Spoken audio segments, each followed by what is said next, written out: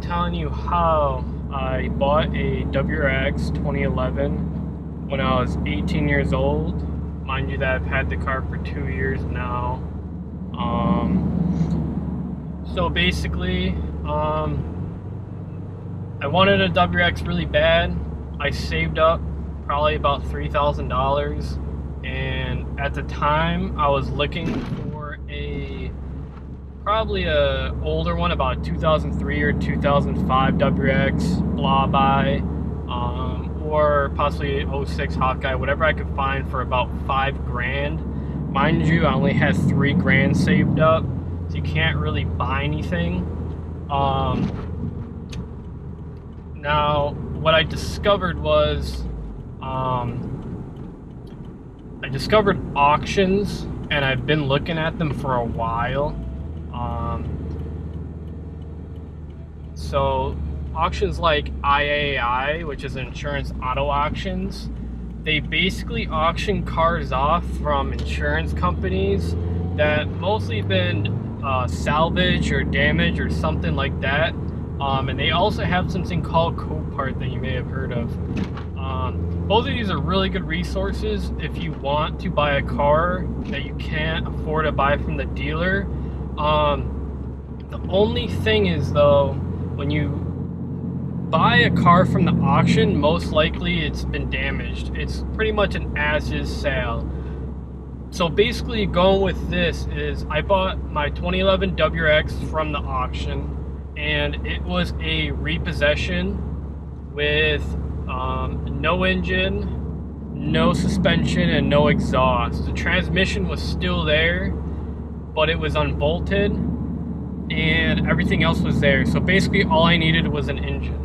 Now the shell cost me about $5,000 2 years ago after taxes and fee, because when you buy something online from the Insurance Auto Auctions, usually it's going to be a ridiculous fee of about $500.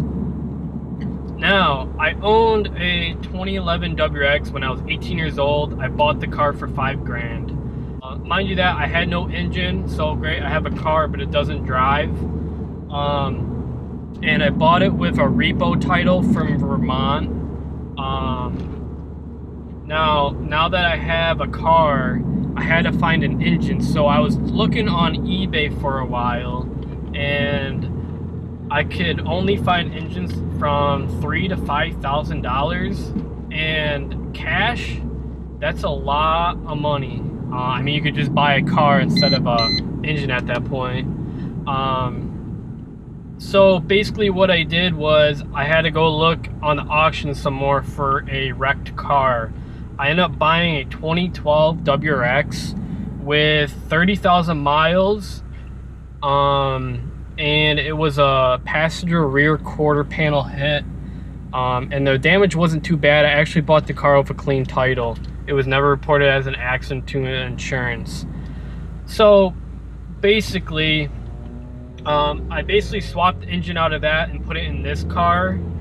And I parted the crap out of 2012. I pretty much stripped it to the bone. And fortunately, I made all my money back from selling doors and interior pieces, the transmission, suspension, and that's what I did. And I made my money back. So I basically owned a 2011 WRX for $5,000. Plus I got some more profit off the car too, which I wasn't even intending.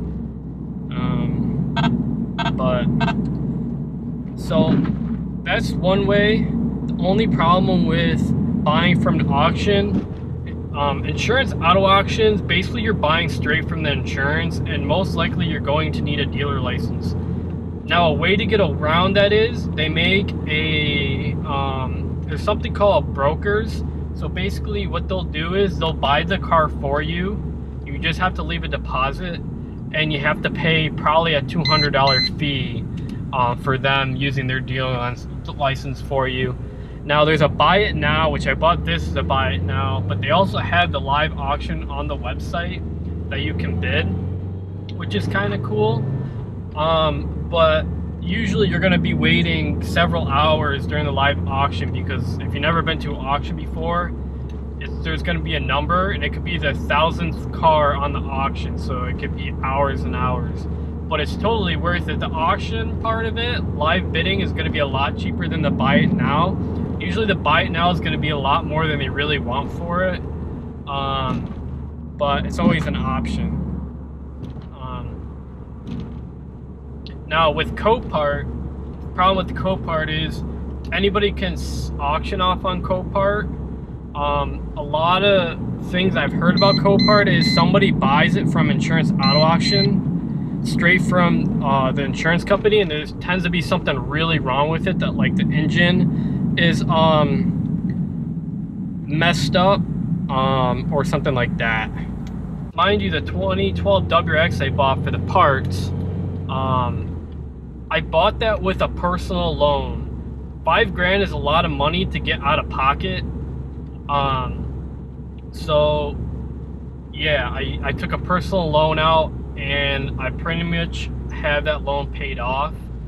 But you're looking at the loan I took for $5,000 was about $161 a month, so it's very affordable. Now, when you buy, you got to be careful when you buy a car from the auction, because if you're gonna end up buying a salvage car, sometimes there's good and pros to it. You can usually, or pros and cons, sorry, you can end up buying a really minor damage car with just something you can just buy a bumper off eBay and put it on. But sometimes there's cars that are really badly damaged that you're gonna have to go to a frame repair guy, and he literally has to pull the frame to straighten it back. You don't want to get involved with that most of the time unless you know somebody that can do it cheap. Because a lot of times a cheap person does a frame which won't even really do that great of a job. It's gonna be about $2,000, and then mind you, you also have to pay for paint.